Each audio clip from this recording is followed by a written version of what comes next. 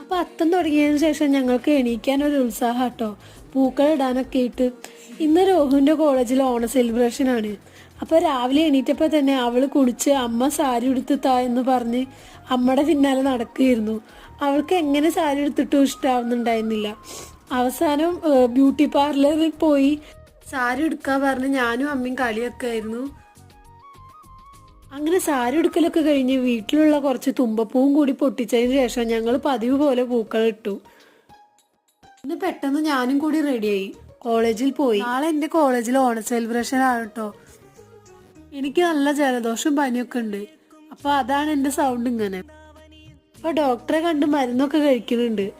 അതുകൊണ്ട് തന്നെ നല്ല ആശ്വാസമുണ്ട്. ഇനി നാളെ എൻ്റെ കോളേജിൽ ഓണ സെലിബ്രേഷനുള്ള ഡ്രസ്സൊക്കെ ഒന്ന് റെഡിയാക്കണം. അപ്പോൾ നിങ്ങൾക്ക് ഞങ്ങളെ വീഡിയോ ഇഷ്ടമാവുകയാണെങ്കിൽ ഒന്ന് സപ്പോർട്ട് ചെയ്യണേ.